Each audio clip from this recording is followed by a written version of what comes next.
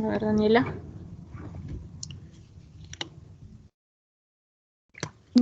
Ya. El caso 5. El pediatra examinó a un niño de 6 años de edad por una gran tumefacción que estaba por debajo del maxilar inferior en el lado derecho del cuello. La tumefacción se extendía desde la región parótida a unos 5 centímetros por encima de la clavícula. La palpación se encontró que la tumefacción era indolora, blanda y fluctuante. No estaba adherida a la piel, pero parecía extenderse hacia la profundidad, hacia el músculo esternocleidomastoideo del lado derecho. La tumefacción había sido observada por primera vez 3 años antes y había aumentado de tamaño de manera gradual. ¿Qué diagnóstico haría usted? Bueno, el diagnóstico es una anomalía de la hendidura del aparato braquial, en este caso un quiste cervical. El aparato braquial está formado por arcos, surcos o hendiduras y bolsas faríngeas. Los defectos en su desarrollo en la región del cuello se expresan con la formación de senos, quistes o fístulas. Estas surgen por la acumulación o restos de la segunda hendidura o seno cervical del GIS, que debió desaparecer a medida que se desarrolla el cuello. En cuanto a las características, se da una aparición de un nódulo o masa de forma ovalada, movible, y puede desarrollarse por debajo del ángulo de la mandíbula o a lo largo del músculo esternocleidomastoideo, y causan tumefacción indolora que aumenta de tamaño lentamente.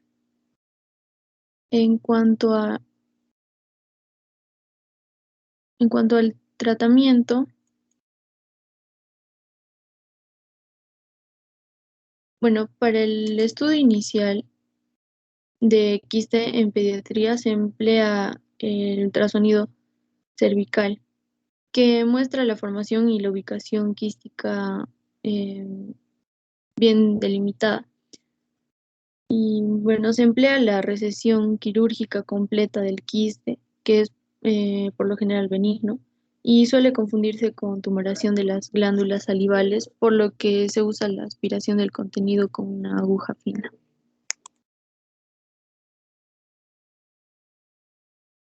Esto, doctora, gracias.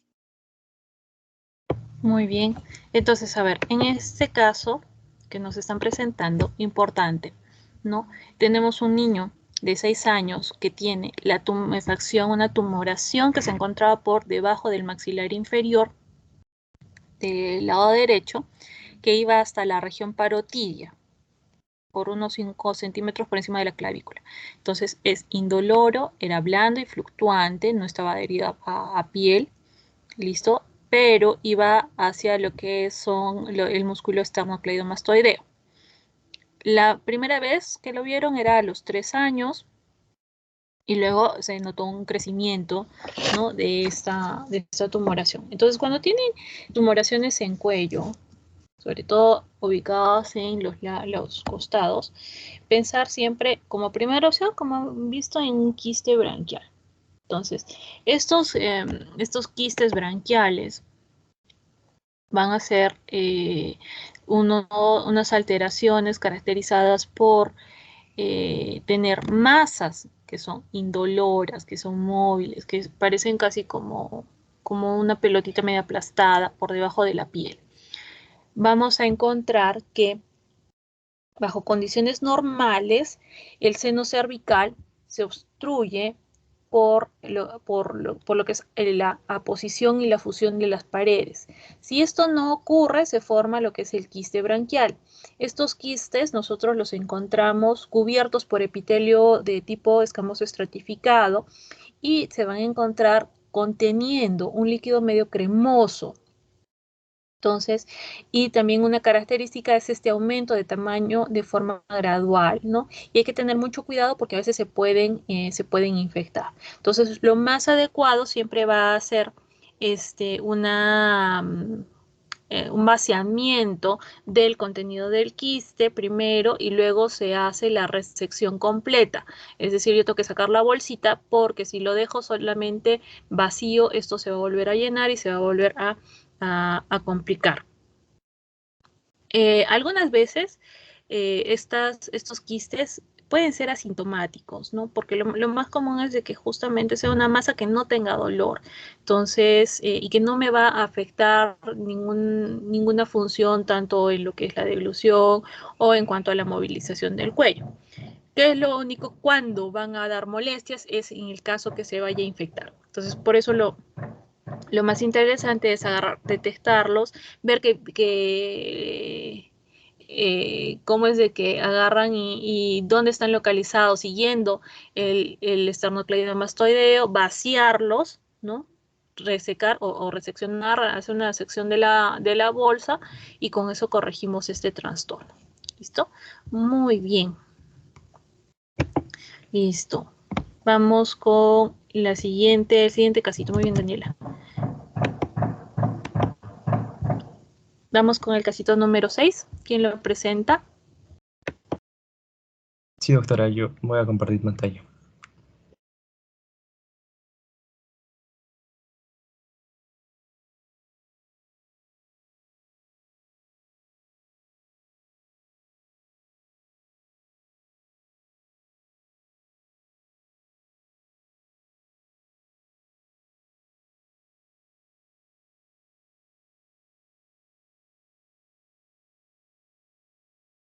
Muy bien, adelante, Joaquín.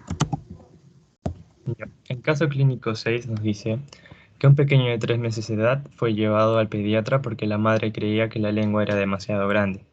Su boca no parece ser de tamaño suficiente para contener la lengua, dijo. Durante la exploración se observó que la lengua tenía aumento difuso de tamaño más allá de los límites normales. Y nos dice que nombre las alteraciones congénitas comunes causantes del crecimiento difuso de la lengua. Pues el diagnóstico ante este caso sería una macroglosia, pues la macroglosia se refiere a un aumento excesivo del tamaño de la lengua, que en posición de reposo protruye más allá del borde alveolar. Se debe al aumento de la cantidad del tejido lingual a una hipertrofia generalizada de la lengua en desarrollo. Dentro de las causas más comunes de la macroglosia se encuentran el hemangioma, que estos se localizan en la cabeza y el cuello, aproximadamente en el 60% de los casos, y con menor frecuencia en las encías, en los labios, en la lengua o el paladar. Otra causa también sería la hiperplasia glandular, o en todo caso un linfangioma, que es un tumor de los vasos linfáticos. Este se ubica en el 75% de los casos en la cabeza y el cuello, pero su aparición en la cavidad oral es poco frecuente. Sin embargo, cuando está presente, se localiza en las 2/3 partes de la superficie dorsal y en el borde lateral de la lengua. Esta patología se asocia a menudo en pacientes con síndrome de Behçet-Whitman, con las mucopolisacaridosis o con la enfermedad de Pompe. Pueden encontrarse múltiples síndromes de origen genético, como en el síndrome de Down. Pues también tenemos una clasificación de macroglosia, que serían en dos categorías, la verdadera y la relativa. La verdadera puede ser de origen congénito o adquirido, y es ocasionada por una condición primaria de la lengua o por una alteración sistémica, y sus alteraciones histológicas se correlacionan con los hallazgos clínicos de una lengua alargada. Entonces el diagnóstico completo sería una macroglosia congénita, ya que la otra clasificación sería la variedad relativa, y esta se debe a una cavidad oral pequeña o a una disfunción neurológica, como sucede con los niños con síndrome de Down, quienes por la hipotonía que presentan tienden a mantener la boca abierta y a protruir la lengua, y pues ninguna de estas características las menciona en el caso, y serían importantes mencionarlas. Y para el tratamiento en cuanto al tratamiento médico, pueden ser las medidas conservadoras para reducir la inflamación y el sangrado, pero en los casos más severos se hace la elección de un tratamiento quirúrgico en la cual el especialista optará por una glosectomía para mejorar los síntomas de la macroglosia, pues esta se trata de una cirugía que consiste en la reducción del tamaño de la lengua. Y de esta manera no solo se erradican los problemas estéticos que se derivan de la macroglosia, sino también supone el fin de los problemas de cialorrea. La cialorrea es la salivación excesiva, también las dificultades en el habla, la respiración, la masticación y la dilución de los alimentos. Sin embargo, para determinar si es necesaria la realización de una glosectomía, es importante identificar los signos y síntomas de la macroglosia, como la presencia de una lengua alargada, engrosada o ancha, la mordida abierta, presencia de prognatismo, la mala oclusión, con o sin mordida cruzada, la protrusión crónica de lengua en reposo o las fisuras y úlceras. Eso sería todo, doctora. Muy bien, Joaquín. Entonces, correcto, ¿no? Tenemos este casito en relación a la macroglosia, ¿no? Que se debe a una hipertrofia muscular congénita de la lengua, que muchas veces la causa real no se conoce, que acompaña a una gran cantidad de patologías. Obviamente, la primera que se nos puede venir a la cabeza en relación a la macroglosia es síndrome de Down, ¿no? Pacientes también, como todos has dicho, síndrome de Hurler, síndrome de Wedgwood.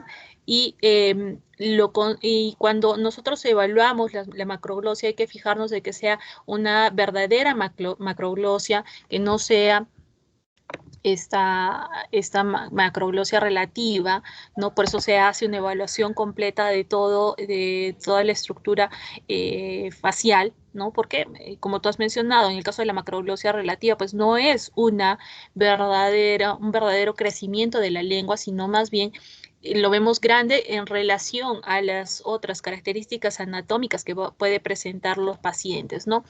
Y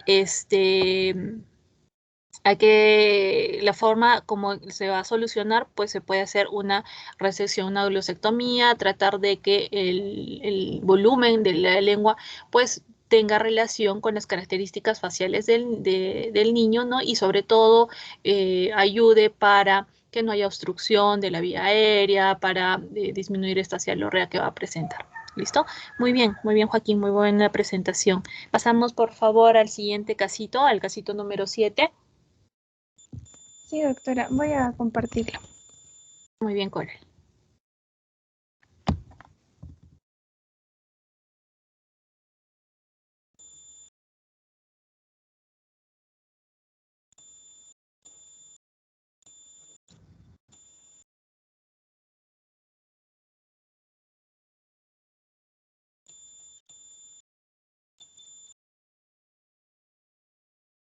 Ya.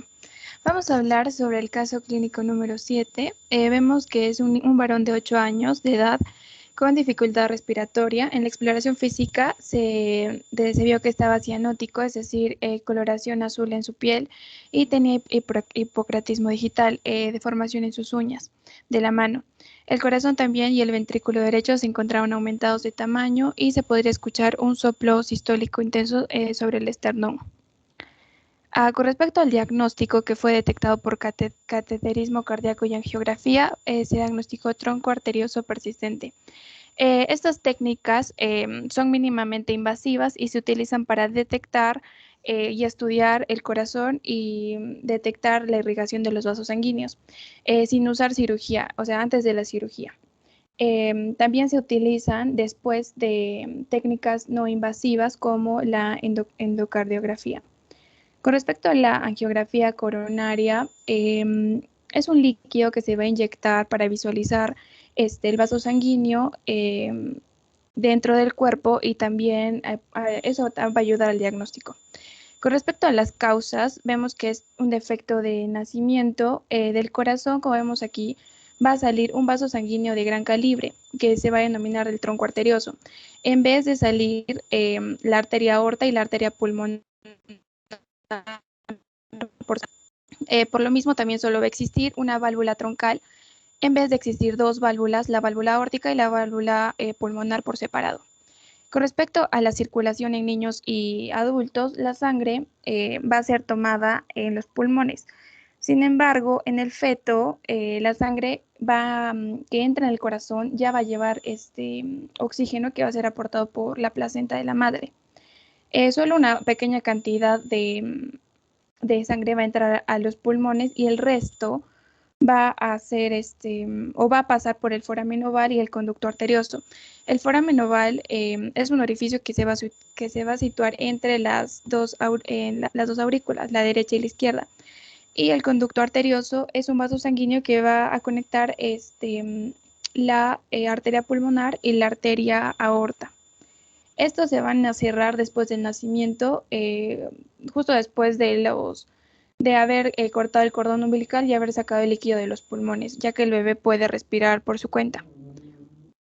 Con respecto a los síntomas, vemos que el bebé va a tener cianosis, que quiere decir coloración azul en su piel, somnolencia excesiva, crecimiento deficiente, disnea, que va a ser dificultad para respirar, taquipnea, que va a ser respiración acelerada, y falta de ganancia de peso. Con respecto al tratamiento, es con reparación quirúrgica neonatal. Se van a separar las arterias pulmonares del tronco, como vemos aquí, y se van a unir al ventrículo derecho mediante un tubo o un conducto. Esto va a funcionar como la arteria aorta. Es importante mencionar que los niños en su infancia y hasta en la adolescencia van a tener constantes intervenciones quirúrgicas debido a que van a estar en constante crecimiento. Sin embargo, también existe una técnica en la que se puede utilizar el propio tejido del niño para unir el ventrículo derecho a la arteria pulmonar, creando allí un conducto, y ya no va a ser necesario tantas intervenciones. También es necesario mencionar que los niños deben tomar diferentes antibióticos antes de cualquier intervención quirúrgica en el aparato respiratorio, e incluso también antes de ir al dentista, con el fin de evitar endocarditis, o sea, infecciones cardíacas. Gracias. A ver, Coral, te doy una muy mala noticia. Has hecho el caso 7, pero del capítulo equivocado. Has hecho el caso 7 de cardiovascular, que eso nos corresponde para la tercera fase. Yo les he dicho de que empezamos del capítulo 11 al 16. Y el caso clínico que tocaba, a ver, déjame ver, es en relación a ver, un ratito. A ver, vamos a bajar. Ok, a ver. Es el de un niño de una pequeña de 4 años de edad que encontró que se tenía una tumefacción quística azulosa por debajo del borde izquierdo de la lengua. Y este quiste lo habían observado por primera vez hace un año antes, ¿no? Es decir, a los 3 años, y desde entonces había también aumentado de manera gradual. ¿Y cuál era el diagnóstico? Entonces, Coral, ¿has hecho el desarrollo, sí, correcto, de lo que es esta patología, que no voy a ahondar más porque no corresponde a lo que desarrollamos en esta segunda fase, sino más bien que nos toca para la tercera fase? ¿Listo? Entonces, vamos a ver, ¿alguien ha hecho este caso, el caso 7 del capítulo 11?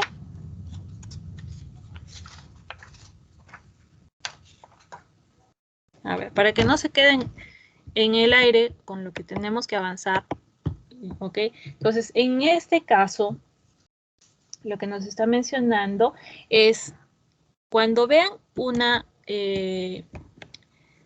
una tumefacción quística azulosa por debajo de la lengua, ¿listo? El diagnóstico que tienen es de una ránula lingual. Este caso es un quiste de retención de parte de la glándula salival sublingual, ¿no? Que lo vamos a observar al momento del nacimiento y se debe a una insuficiencia de uno de los conductos de esta glándula, de la glándula sublingual, para poder permeabilizarse durante su desarrollo. Entonces, estos casos, la glándula o el quiste va a ir aumentando de tamaño de forma gradual y se observa generalmente entre los 2 y los 3 años de edad, ¿no? Entonces, ¿qué es lo que se hace con estas afectaciones? Bueno, en el caso de la ránula, se extirpa, como todo quiste, siempre cuando tengan un quistecito, se vacía, se hace el vaciamiento del contenido y el retiro de todo la pared quística. Entonces, se retira la ránula y con eso se soluciona.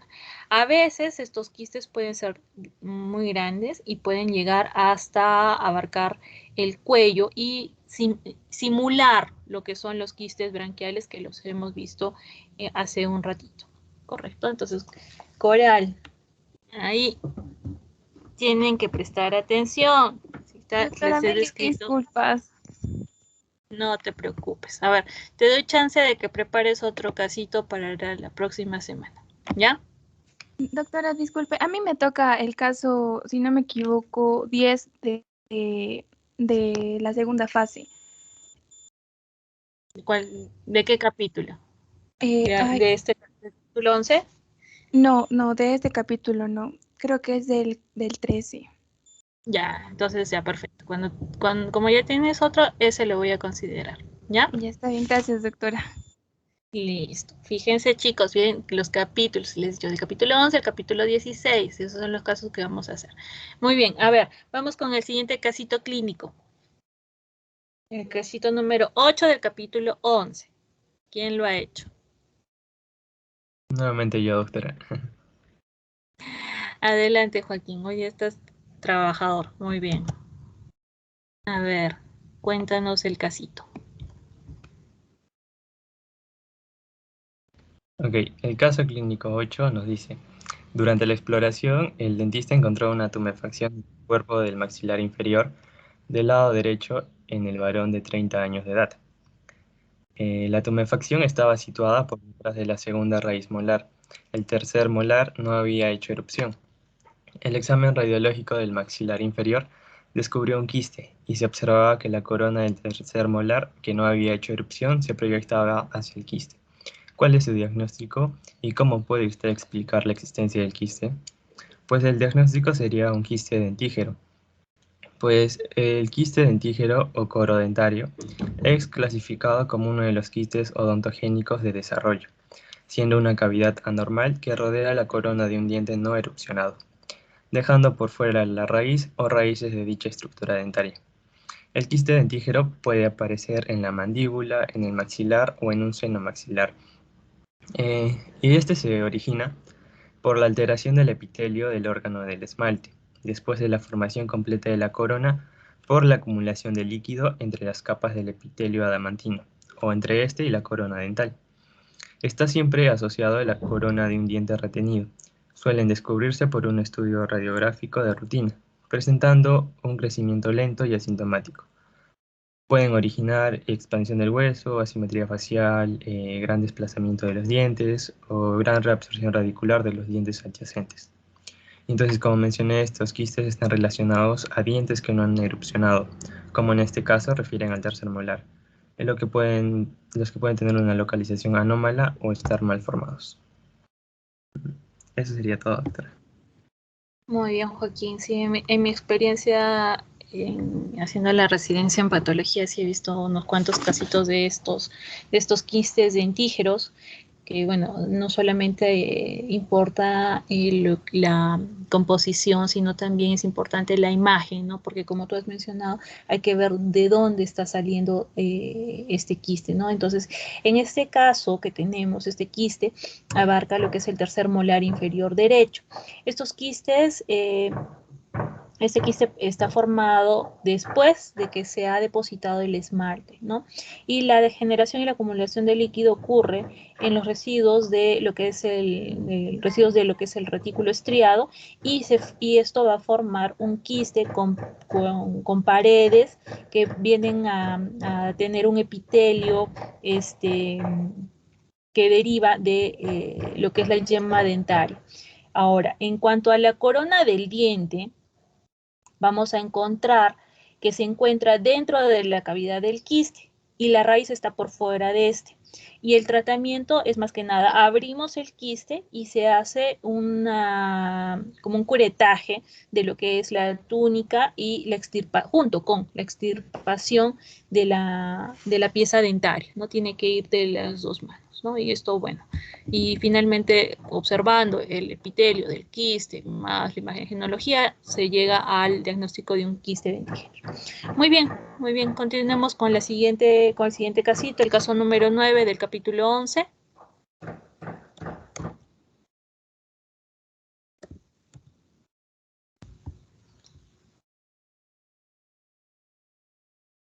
¿Quién lo presenta? ¿Quién ha desarrollado el caso 9? Doctora, buenos días. Yo voy a compartir pantalla. Ya, Lizeth, muy bien.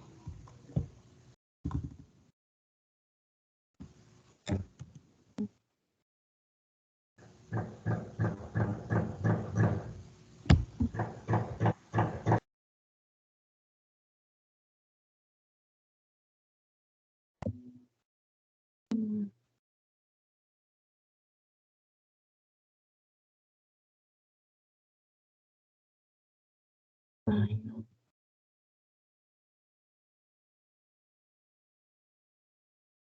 Doctora, ¿aparece mi pantalla?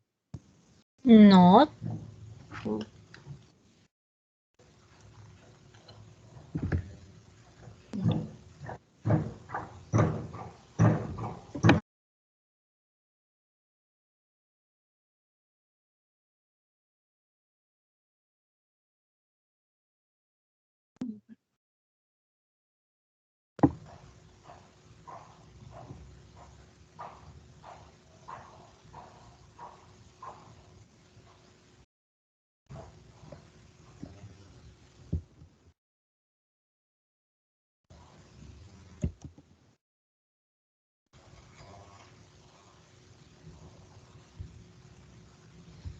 A ver, Lizeth, si no te carga las diapos, empieza a explicarnos nomás así el caso clínico.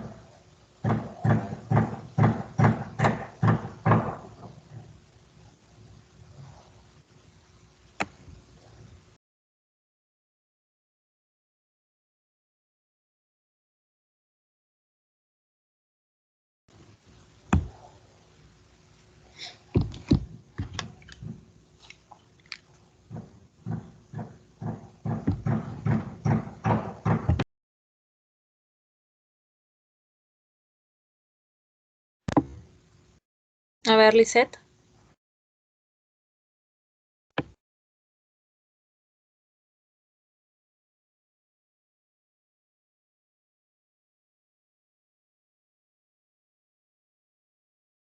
Doctora, disculpen, es que estoy entrando por tablet ahora, antes entraba a computadora, pero no me parece cómo compartir la pantalla. Ya. Si no, así nomás sin compartir las diapositivas, cuéntanos del caso. A ver, desarrollalo. Ya. Ya, doctora.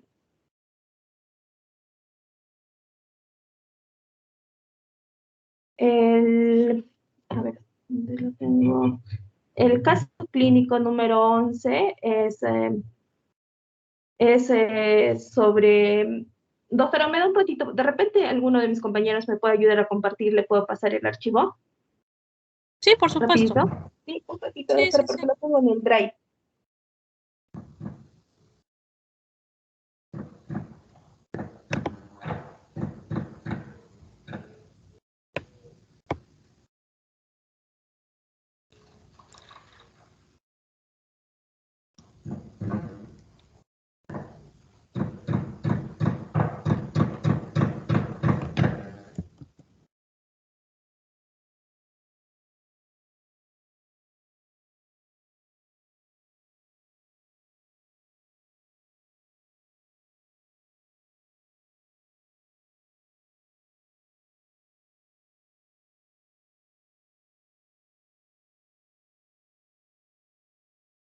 Ya, doctora.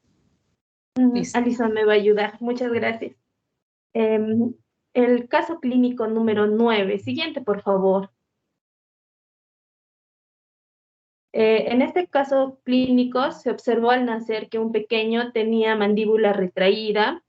Durante la exploración subsecuente se observó que tenía paladar blando hendido y lengua pequeña. Durante los primeros meses de vida hubo dificultades importantes con la alimentación a causa de la incapacidad del pequeño de fijar el labio inferior alrededor del pezón y por lo tanto para hacer succión adecuada. ¿Cuál es la explicación embriológica de la mandíbula retraída y del paladar hendido? ¿Y cuál es el tratamiento? Lo que nos llama la atención en este caso clínico son las palabras que están resaltadas. La mandíbula retraída, el paladar blando hendido y lengua pequeña, y por ende la dificultad importante con la alimentación de este bebé. El siguiente, por favor.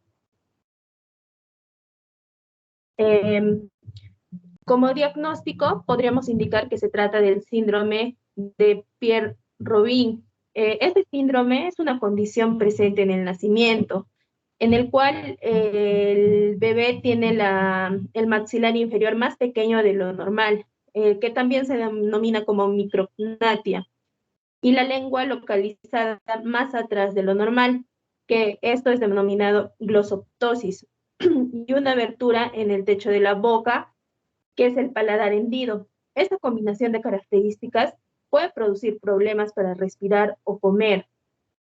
Siguiente, por favor.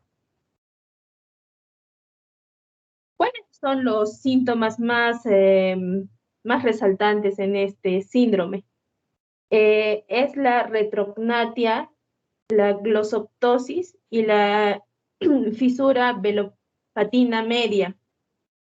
También presenta dificultades para coordinar la succión, el tragado y la respiración. Dificultades en el inicio de la alimentación.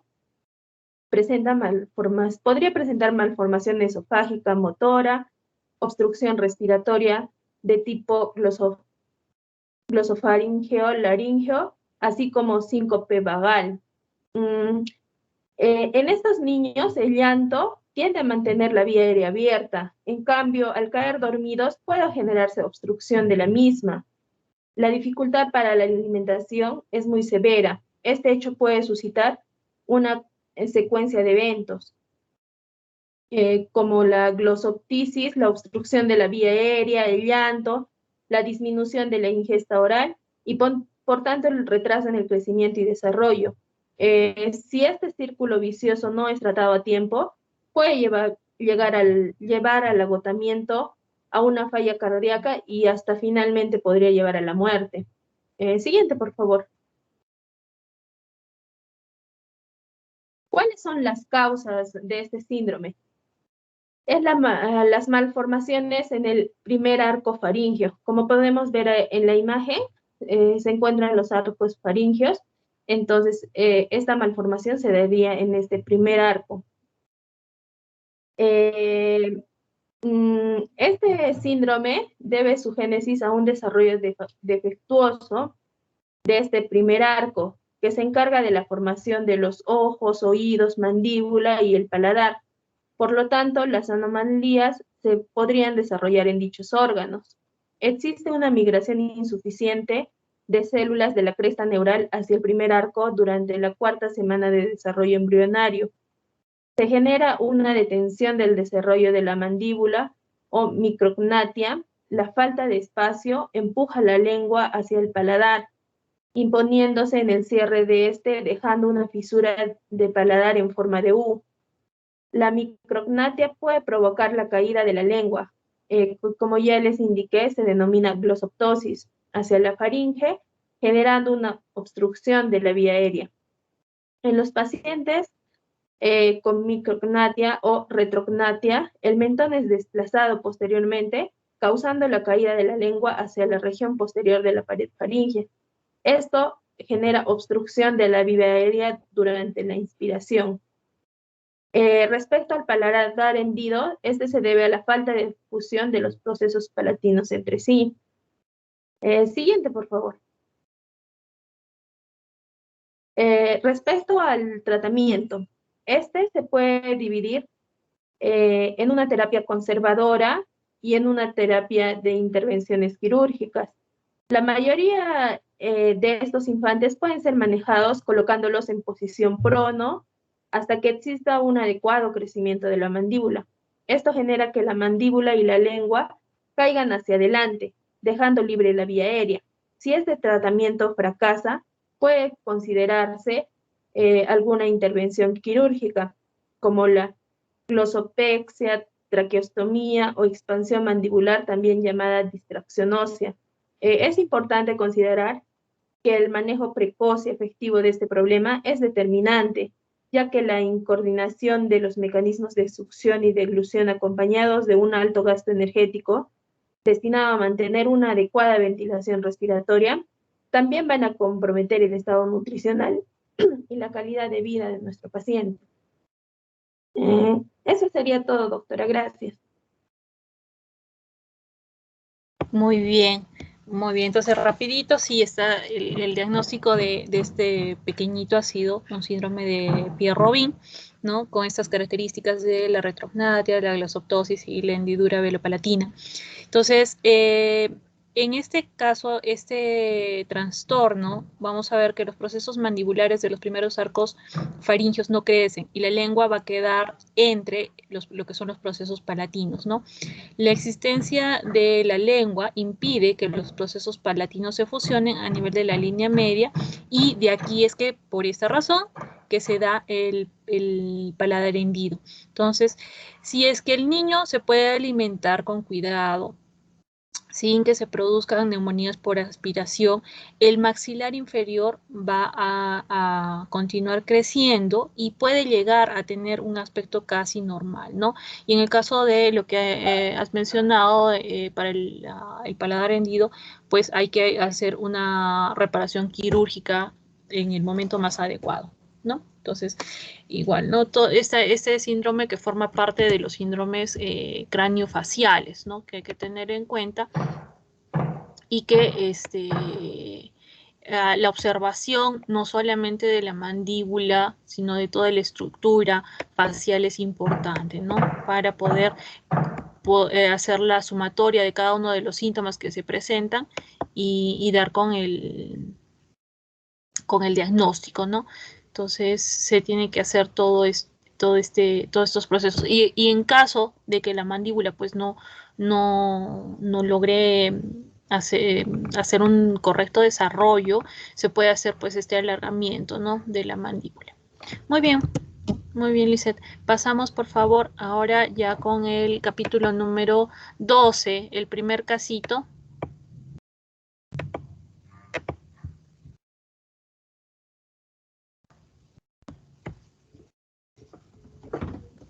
Doctora, ¿se ve mi pantalla? Sí, adelante. Bueno, ahora vamos a pasar al capítulo del sistema nervioso central. Y el caso habla de un muchacho de 15 años que se cayó de la bicicleta y se lastimó el dorso. Después de la exploración física se efectuó una radiografía de columna vertebral y este examen descubrió la falta de apófisis espinosa y láminas de la quinta vértebra lumbar.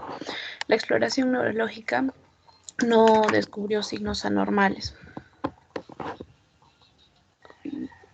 Siguiente.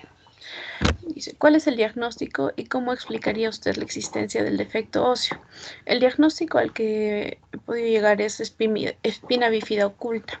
Por los síntomas, médula espinal y los nervios suelen ser normales en cuando se presentan estos casos, ¿no? Muchas veces la espina bífida oculta se detecta en la niñez avanzada o adultez y no suele provocar discapacidades en la persona, y la única prueba de su presencia es un pequeño hoyuelo, como muestra acá en la imagen, no se ve el puntero, un pequeño hoyuelo con un penacho de pelos en su superficie, y también podría observarse un pequeño lipoma en la piel o marcas de nacimiento relacionadas con el hoyuelo.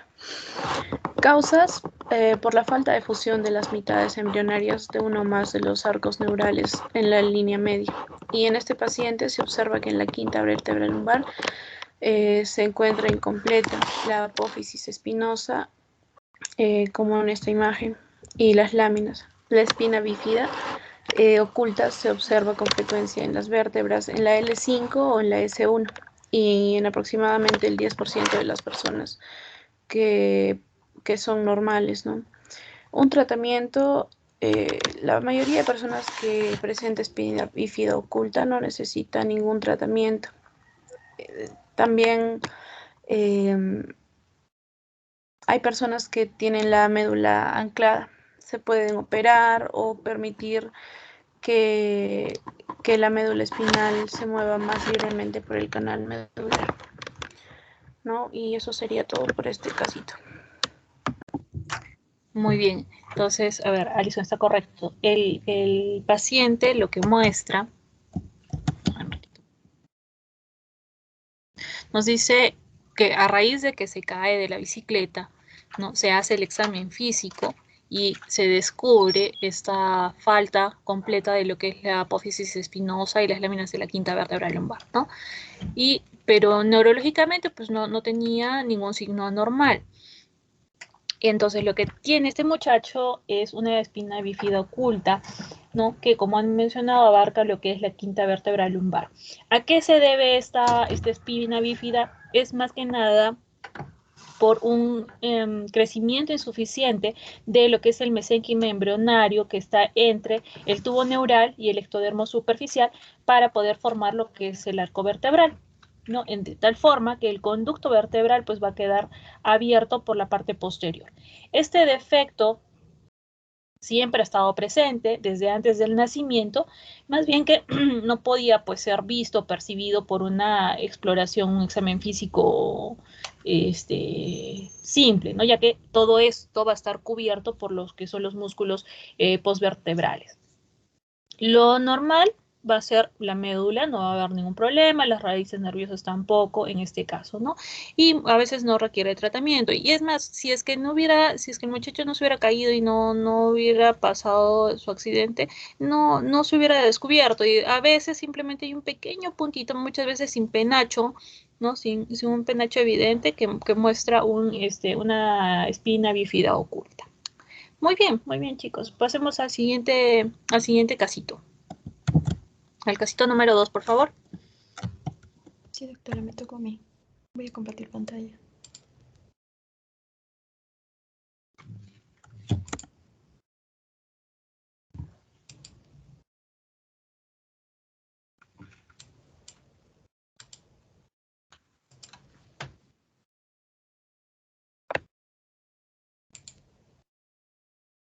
Bueno, en este caso nos dice que después de haber nacido de manera normal, se observó en un pequeño una gran tumefacción sobre la parte más inferior de su columna vertebral lumbar.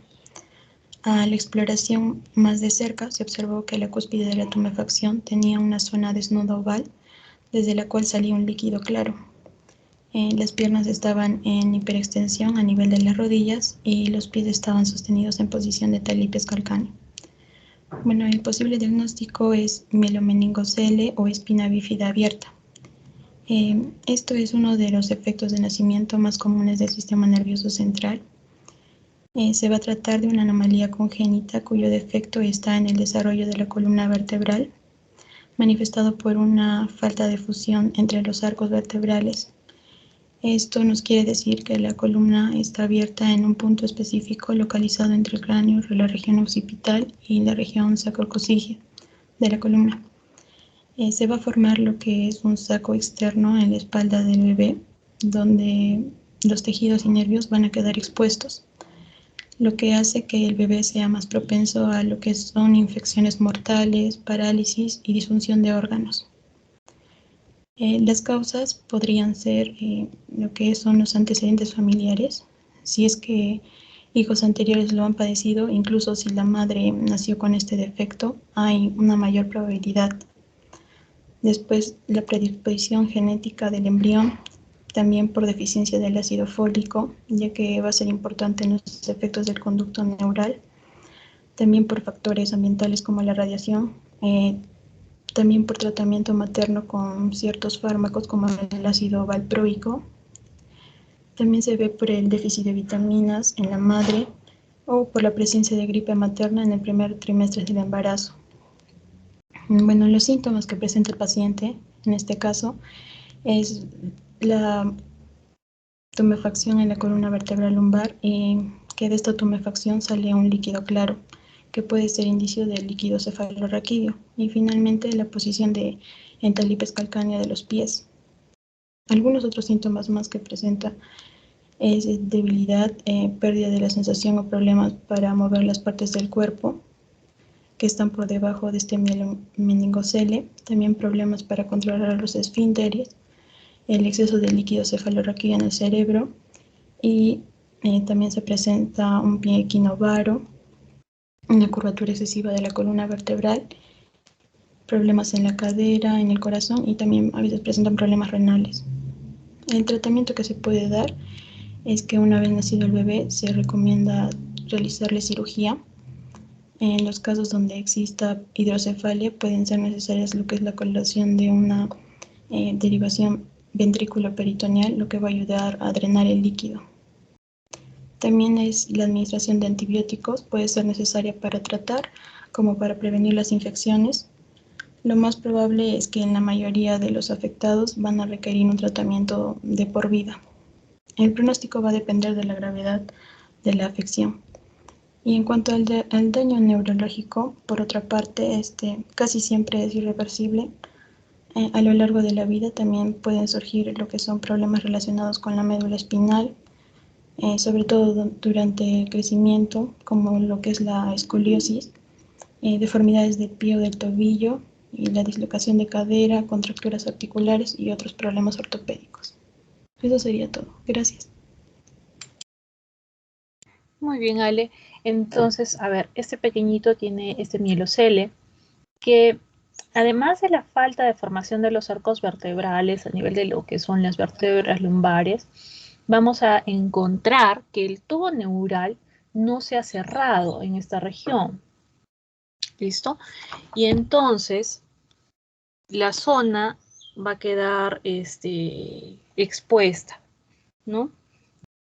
Vamos a ver que el conducto central va a empezar como que a dejar salir líquido cefalorraquídeo hacia la superficie, ¿no? También encontramos las deformaciones a nivel de la articulación de la rodilla y de los pies, que también se deben a un desarrollo ineficiente de lo que es la médula espinal a nivel de la región lumbar, con también compromiso en relación a la inervación de ciertos grupos musculares de las piernas, ¿no? Entonces, en estos pacientes hay que hacer una imagenología para ver claramente, ¿no?, si es que se trata de un meningocele o un mielomeningocele, para poder hacer la correcta clasificación.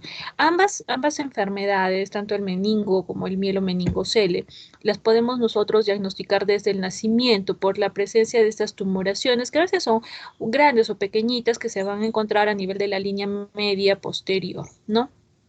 Y una vez diagnosticado, pues tratar de hacer la corrección, ¿no? Para evitar que haya mayor compromiso, ¿no? Y hacer también el correcto, saber cuál es el compromiso exacto, porque a veces puede haber hasta compromiso de los esfínteres, puede haber parálisis de miembros inferiores, ¿no? Dependiendo de la altura y cuál es el real componente de estas tumoraciones.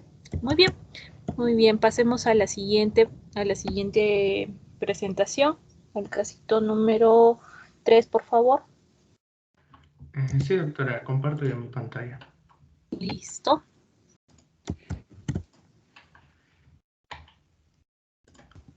El caso clínico que me tocó exponer es el del capítulo 12, el caso clínico número 3, acerca del sistema nervioso central, que nos dice que un pequeño de 3 meses de edad fue llevado a la clínica porque su madre había notado que la cabeza parecía ser más grande de lo normal. Parece más pesada, es lo que decía la madre. A la exploración física se observó que la cabeza aumentada de volumen tenía una forma globular y que la frente sobresalía hacia adelante. También se observó que la fontanela anterior estaba muy aumentada de tamaño y se extendía hacia atrás hasta la fontanela posterior, también aumentada de tamaño. La gran cabeza que tenía el bebé contrastaba de manera notable con la cara pequeña. También podían verse algunas venas congestionadas que corrían por la frente y por los lados de la piel cabelluda, y los ojos del pequeño tendían a mirar hacia abajo. La exploración neurológica reveló ciertas pruebas de atrofia óptica en ambos lados y aumento del tono de los músculos de las extremidades inferiores. Pasamos a las preguntas. ¿Cuál es el diagnóstico? Bueno, se trata de un caso de hidrocefalia, la cual en bebés es mucho más evidente, debido a que estos poseen puntos blandos de una manera muy frecuente. Tal es el caso de las fontanelas, además de que, debido a la presión que se tiene por el exceso de líquido cefalorraquídeo, las venas de la cabeza o del cuero cabelludo parecen dilatadas o llenas. Un punto muy importante y que en el diagnóstico nos ayudó fue la constante mirada hacia abajo que el niño presentó, el cual es un síntoma en hidrocefalia en niños muy característicos o que en exceso se presentó, y se produce porque el exceso de líquido de cierto modo al nervio óptico lesionó. ¿Cómo podemos explicar esta anomalía congénita? Bueno, podemos definir a la hidrocefalia como una acumulación de líquido cefalorraquídeo en los ventrículos cerebrales. Esta hidrocefalia puede ser tanto adquirida, que se da después de nacer, o congénita, con la cual se nace. También podemos decir de que en el caso presentado se trata de una hidrocefalia obstructiva o no comunicante, en la que el sistema ventricular muestra un aumento del tamaño parcial o total. Las aberturas del cuarto ventrículo o el espacio subaracnoideo están bloqueados, por lo que todos los ventrículos presentan un tamaño aumentado. Bueno, también podemos explicar esta anomalía debido a que el exceso de líquido cefalorraquídeo presente en la cabeza del bebé, este exceso de líquido causa una dilatación en los ventrículos en las zonas proximales a la obstrucción, con una acumulación interna que comprime a los hemisferios cerebrales. En el caso de ser un lactante, como es el caso que tenemos en el caso clínico, la compresión interna origina una aceleración en la expansión del encéfalo y del neurocráneo. A esto también, teniendo en cuenta que los huesos de un bebé todavía no son lo suficientemente rígidos, la presión que se genera puede hacer que, se expandan o se muevan de manera anormal. Y bueno, el pronóstico de cómo se trataría o qué pasaría si el paciente se queda sin tratamiento. Para comenzar el tratamiento para un caso de hidrocefalia es básicamente una derivación, que es una operación que trata un sistema de drenaje, pero también se tiene otra opción, que es la ventriculostomía endoscópica del tercer ventrículo. Esta es más selectiva, ya que no se puede dar en todos los pacientes, y si hubiera el caso de que el paciente no recibe el tratamiento o no se trata de manera adecuada, puede tener daños permanentes en el cerebro y causar problemas en el desarrollo físico y mental, tanto en el momento como a futuro, además de que en el peor de los casos podría causar la muerte. Eso sería todo, doctora. Gracias. Muy bien, Germán. Entonces, sí, correcto. Este niño, por las características que nos indica el caso, pues tiene una hidrocefalia, ¿no?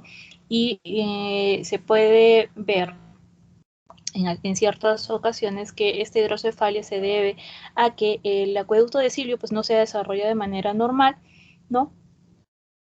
Y esto da como resultado un exceso en cuanto a la acumulación de líquido cefalorraquídeo dentro de los ventrículos, tanto los laterales como el tercero, ¿no? La distensión de los ventrículos con el crecimiento del cerebro más el aumento de la presión intracraneal hace de que haya una separación forzada de los huesos que constituyen la bóveda craneal, ¿no? De tal modo de que la cabecita pues queda mucho más grande de lo que normalmente debe haber. Ahora, la presión que se ejerce hacia abajo va a recaer sobre lo que son las placas orbitarias de lo que es el hueso frontal, y es por esta razón que los ojitos miran hacia abajo, ¿no? Como tú has dicho, una de las características que ayudan a este diagnóstico es justamente encontrar este detalle. Ahora, hay también atrofia óptica, ¿no? Que se da principalmente por un estiramiento de lo que es el nervio óptico. Hay aumento también en el tono muscular de lo que son las extremidades inferiores. Esto debido a una destrucción a nivel de lo que son los haces corticoespinales, ¿no? De los ventrículos laterales, y también en estos casos al hacer el examen, ¿no? La palpación de las fontanelas, que las vamos a encontrar pues muy, muy tensas. Hay ciertos casos en los cuales la cabecita de los niños deja de crecer de manera espontánea, ¿no?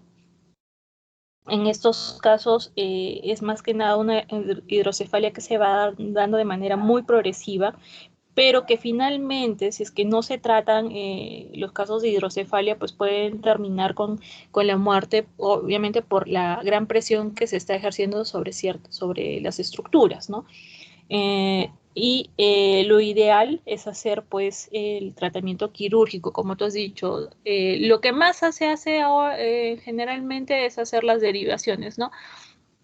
Ventrículo peritoneales, ¿no? Es decir, coloco un tubito desde el ventrículo para que el líquido que está contenido en exceso pues termine yendo a peritoneo y se puede eliminar, ¿no?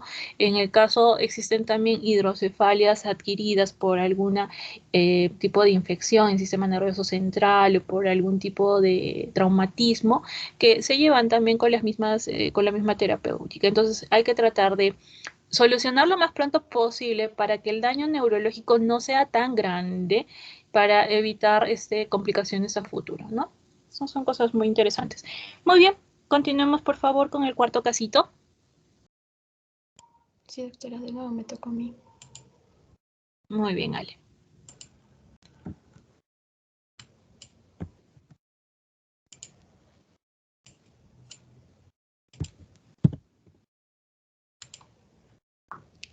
Bueno, en el cuarto caso nos menciona una pequeña de 6 meses de edad. Fue vista por el cirujano plástico por la existencia de una tumefacción en la raíz de la nariz. La madre dijo que había observado esta tumefacción al nacer, pero que desde entonces aumentó de manera global. A la exploración se encontró una tumefacción fluctuante en la raíz de la nariz a nivel de la línea media, situada entre los huesos frontal y nasal. Era pulsátil y el pulso coincidía con la frecuencia cardíaca y con el que se percibía sobre la fontanela anterior. Bueno, el diagnóstico sería encefalocele nasofrontal. Bueno, el encefalocele es una herniación del tejido cerebral a través de un defecto congénito o adquirido del cráneo, definido clínicamente como una masa que puede o no ser pulsátil. Se clasifica en posteriores y anteriores. En este caso es un encefalocele anterior, ya que ocurren principalmente a lo que es el nivel de la fontanela frontal o esfenoidal.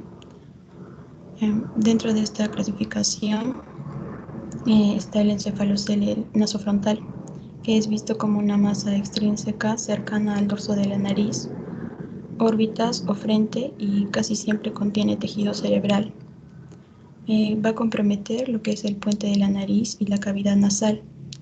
Está asociado con lo que es el hipertelorismo, que es una separación excesiva entre dos órganos pares del cuerpo. También puede presentarse lo que es el disrofismo craneofacial en la línea media, la agenesia del cuerpo calloso o heterotopías. Bueno, las causas es que los casos de encefalocele anterior son muy poco frecuentes, con una probabilidad de 1 en 40.000. Se va a presentar como una enfermedad congénita, como ya mencionamos, cuando se relaciona con el grupo de defectos del cierre del tubo neural, que se atribuye a lo que es la interacción entre varios genes y factores ambientales. Más específicamente se debe lo que es a una falla en la separación temprana de la superficie del ectodermo con el del neuroectodermo en el desarrollo del embrión. También puede ser por el consumo de fármacos antagonistas del ácido fólico en la madre. Puede aumentar la probabilidad de que el feto la padezca. Además, también por sustancias tóxicas como nitratos y trialometanos que se asocian con la enfermedad, y también hasta un 10% de este defecto se asocia a lo que son mutaciones genéticas, como la trisonomía 13. Y el paciente nos muestra que tiene una tumefacción pulsátil fluctuante en la raíz de la nariz a nivel de la línea media, entre los huesos frontal y nasal. Bueno, el tratamiento que se podría dar es que se realiza mediante un procedimiento quirúrgico en el que se va a introducir el tejido cerebral a las áreas correspondientes y luego se va a sellar la abertura del cráneo. A pesar de ser tratable, las consecuencias neurológicas presentadas por el paciente no son reversibles. Eso sería todo, doctora. Gracias. Muy bien. Entonces, a ver, en este caso que nos están presentando, nosotros lo que tenemos es una pequeñita que tiene esta tumefacción a nivel de la raíz de la nariz, ¿no es cierto? Lo interesante acá es de que se encuentra que es fluctuante a nivel de la línea media, que se encuentra entre los huesos frontal y nasal, era pulsátil, ¿no? Y que este pulso coincide con la frecuencia cardíaca. Entonces, lo primero que tenemos acá es una craniosquisis, que es esta separación entre los huesos frontal y nasal, y se acompaña además, ¿no?, esta craniosquisis de lo que es este encefalocele, ¿no?, lo que es el meningocele cefálico también. Entonces, la fluctuación, cuando uno palpa, es más que nada porque esta tumoración pues está conteniendo líquido cefalorraquídeo, ¿no?, dentro de lo que es el espacio subaracnoideo, ¿no?, que podría volver hacia lo que es la cavidad intracraneal mediante una presión muy suavecita cuando se palpa la tumefacción. Y el pulso que uno siente es porque se transmite la onda del pulso de las arterias cerebrales justamente a través de este líquido cefalorraquídeo. Entonces, este tipo de malformaciones a veces pues son también por deficiencias de ácido fólico, algunos factores ambientales que terminan causándome un defecto a nivel de lo que es el tubo neural, ¿no? Entonces, en estos casos es importante hacer una imagenología, ya sea imaginalmente resonancia, para poder evaluar el componente de este encefalocele, ¿no?, y hacer la intervención quirúrgica para poder cerrar la craniosquisis, ¿no?, y reparar esta salida de contenido, ¿no?, de líquido cefalorraquídeo. Muy bien. Pasemos ahora al primer casito del capítulo 13, por favor.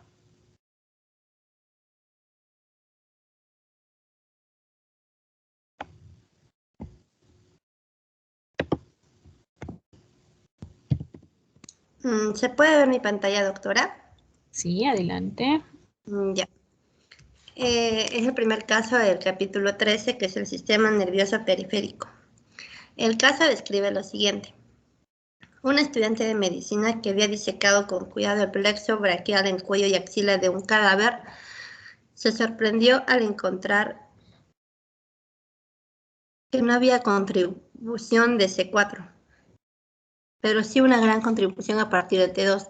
Le avisó a su instructor de anatomía su descubrimiento y fue informado que esta alteración no es rara y se conoce como plexo postfijado. Y ahí surgen los interrogantes. ¿Puede usted explicar etiológicamente el plexo braquial postfijado? Y la segunda, ¿hay algún trastorno denominado plexo braquial prefijado?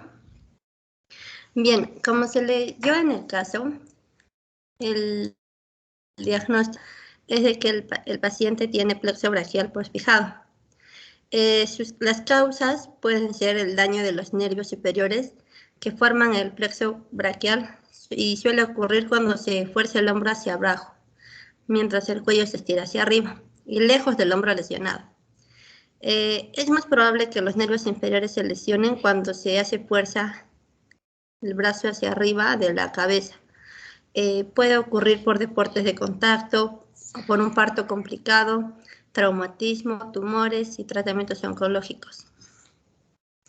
Los principales síntomas pueden variar de acuerdo a la gravedad y ubicación de la lesión. Por lo general, se encuentran personas solo con un brazo afectado. En lesiones menos graves encontramos una sensación que se asimila a una descarga eléctrica o como un ardor que irradia hacia el brazo. También se presenta entumecimiento y debilidad en el brazo. El dolor se puede sentir por un corto tiempo, ya sea por segundos o minutos, pero en algunas personas puede persistir por unos días o más. En lesiones más graves, por ejemplo, cuando la raíz del nervio se desprende de la médula espinal, provoca debilidad o incapacidad para usar los músculos en la mano, brazo u hombro. Y encontramos ausencia de movimiento y sensibilidad en el brazo. Ahí se incluye lo que es el hombro y la mano. Y también presenta un dolor más intenso. Y con respecto a la segunda pregunta sobre el plexo braquial prefijado, es de que sí, como lo comentó el doctor, es de que no es el primer caso y sí existe trastorno de plexo braquial prefijado y su frecuencia es de 17.5%, son plexos prefijados, donde la raíz más superior del plexo es C4 en lugar del C5. Los postfijados, que es el que trata el caso, son más inusuales y son encontrados en 7.5%, donde la raíz más inferior del plexo es C2. Si existe un plexo prefijado, es cuando la raíz más superior es C4 y la más inferior es C8. En cambio, en el postfijado es cuando la más superior proviene de C6 y la más inferior es de T2. Eso sería todo, doctora. Gracias. Muy bien, Sara. Entonces, a ver, sí, pues en el caso cuando siempre uno maneja los cadáveres, ¿no? Siempre encuentra cosas muy interesantes, ¿no? Y en este caso, ¿no? El ver de que hay una ausencia de C4, pero sí hay una gran contribución de T2, eso nos indica, ¿no? De lo que es el plexo braquial posfijado. Entonces, en el caso de los nervios periféricos, hay que ver que tienen variaciones muy importantes en cuanto a su distribución, específicamente más en lo que estamos mencionando del plexo braquial. Entonces pueden haber variaciones en cuanto a cómo se están formando las raíces del plexo, a cómo se están formando los troncos del plexo o los cordones y las ramas del plexo. ¿Listo? Y hasta a veces variaciones en la relación del plexo con lo que es la arteria axilar. Embriológicamente, las ramas de estos nervios raquídeos se pueden determinar gracias a la posición de la yema de la extremidad en relación con lo que es la médula espinal. En lo que es el plexo postfijado, como nos han indicado, es una contribución importante o la mayor contribución se recibe de lo que es el T2, ¿no? Tanto que, como eso indica, hay una deficiencia o una falta de lo que es la contribución de C4. Y para lo que es el plexo prefijado, que es lo que más frecuentemente se podría encontrar, sería que la contribución principal se va a recibir del C4 y la deficiencia vendría a ser de T2, ¿no? Entonces, son cosas muy peculiares que uno encuentra. ¿Listo? Muy bien, pasemos por favor al segundo casito del capítulo 13. Sí, doctora, ya voy a compartir pantalla. Listo.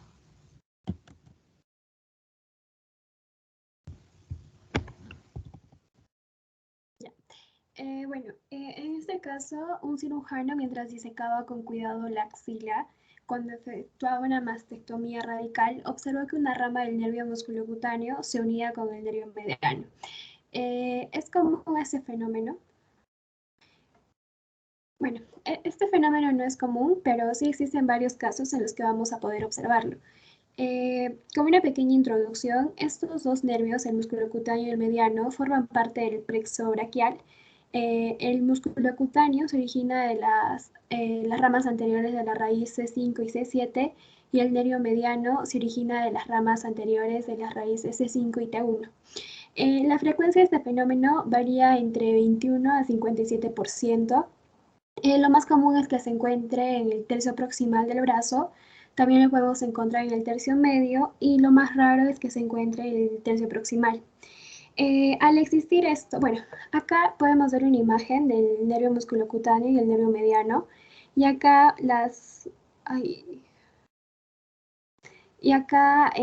la rama comunicante del nervio mediano del nervio musculocutáneo con el mediano.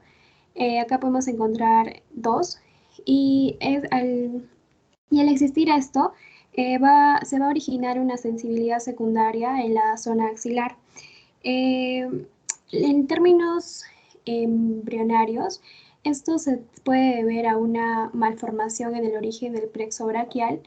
Y en cuanto al tratamiento, no requiere tratamiento ya que va a funcionar normalmente. Lo que sí es importante recalcar es que en el caso de que el nervio musculocutáneo sufra alguna injuria, también va a afectar a las zonas que inerva el nervio mediano. Eso es todo, doctora. Gracias. Muy bien.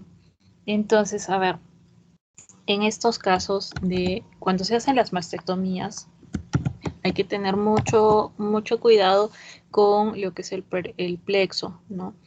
Y en este caso, como se observó que la rama del músculo cutáneo se unía al mediano, este tipo de variaciones que se pueden presentar en cuanto a esta distribución, aunque no crean, es relativamente común, ¿listo?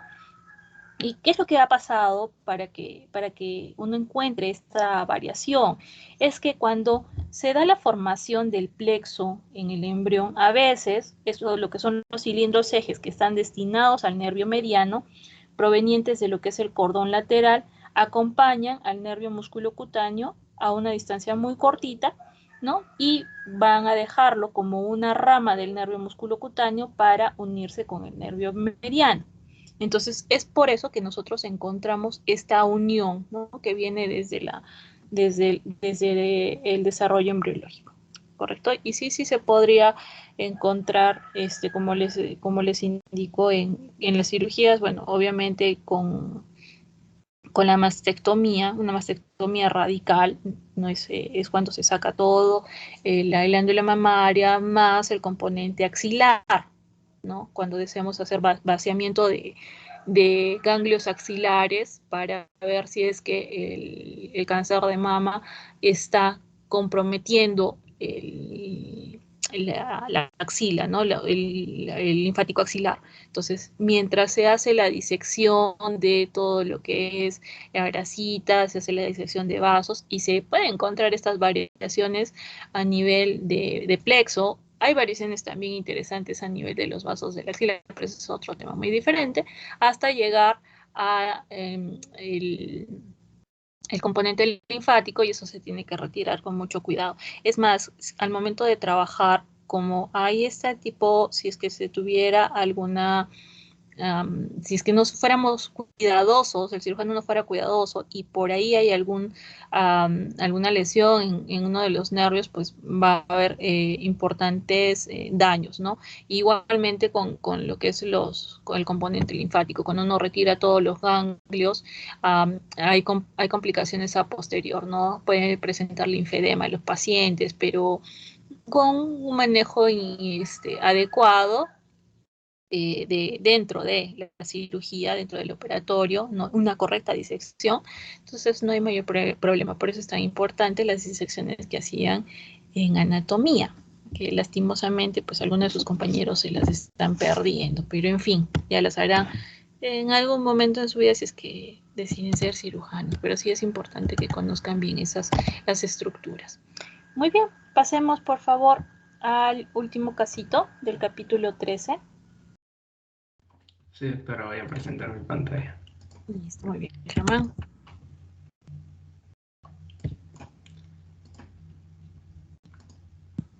Ya, el tercer caso clínico del sistema nervioso periférico nos dice: un pequeño de 12 años de edad fue visto por el pediatra porque había desarrollado manchas pardas en la piel.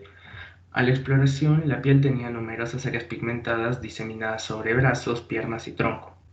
Las áreas variaron de tamaño desde unos milímetros hasta varios centímetros de tamaño. También existían muchos fibromas pigmentados, pediculados y sésiles, pequeños en la piel. Al interrogatorio, la madre dijo que tenía otro hijo con manchas pardas semejantes en la piel de los brazos. La exploración neurológica no descubrió nada anormal. ¿Cuál es el diagnóstico? ¿Por qué es necesario efectuar una exploración neurológica cuidadosa en este caso? ¿Y es hereditario este trastorno? Bueno, el diagnóstico es que podría tratarse de neurofibromatosis tipo 1, que también es conocida como el síndrome de Legius, el cual es una enfermedad que afecta a la piel y el sistema nervioso. En la piel, además de presentarse manchas pardas, también conocidas como café con leche, se pueden presentar lesiones. En este caso, los fibromas que se comentaron anteriormente en el caso. Por otro lado, con respecto al sistema nervioso, se puede sufrir retraso mental, trastornos de aprendizaje, epilepsia, tumores cerebrales, etc. En este caso, la exploración neurológica no descubrió nada debido a que se podría creer que la aparición de esta neurofibromatosis es reciente con la pronta aparición de las manchitas en el café con leche, pero no se descarta que en un futuro podría sufrir alguno de todos los trastornos mentales anteriormente mencionados. Es necesario efectuar una buena exploración neurológica y también muy cuidadosa debido a que se pueden presentar todos los episodios o trastornos que hemos mencionado en la pregunta anterior, tales como trastornos de aprendizaje, epilepsia, tumores cerebrales, y todos estos se puede dar tanto a largo como a mediano plazo de haber iniciado con esta enfermedad.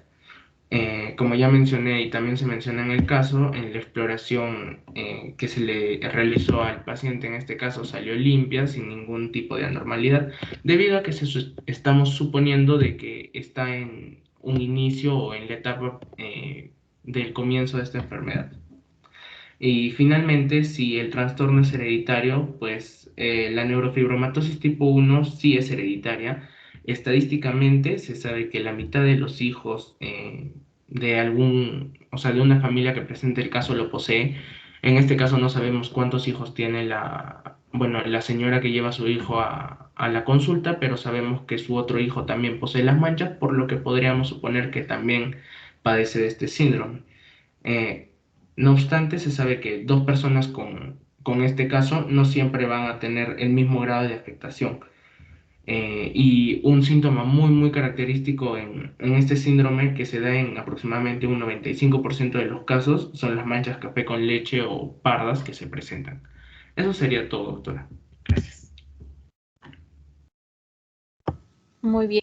Entonces, sí, la descripción que nos hacen del caso, sobre todo cuando les indiquen lo de manchitas tipo café con leche, ¿no? Manchas pardas sobre la piel, listo. Además de eso, que tiene áreas pigmentadas en brazos, piernas y tronco.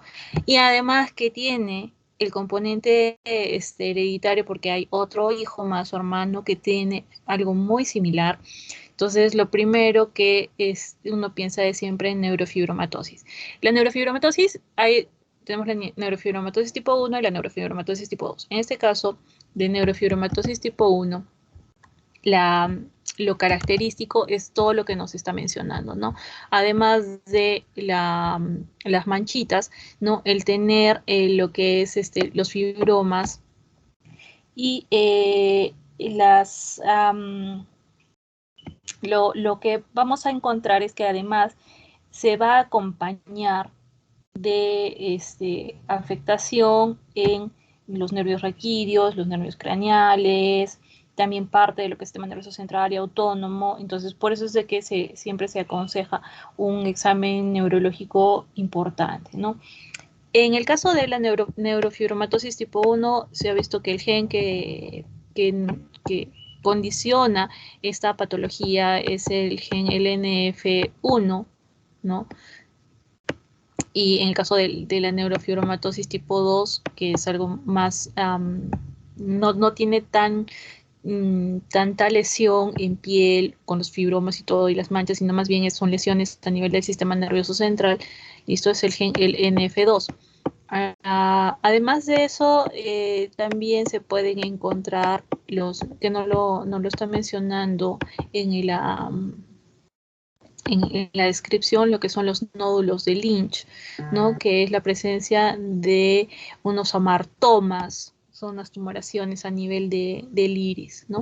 Entonces, existen también unos criterios para poder hacer el diagnóstico, pero definitivamente, cuando ustedes escuchen manchas, café con leche en piel, ojo que no sean descripción de ¿cómo se llama? De nebus, sino acompañadas de manchas café con leche más fibromas, lo primero que deben de pensar es en una neurofibromatosis, ¿no? Y obviamente hay una importante carga genética, ¿no? Sabemos que es un trastorno autosómico dominante.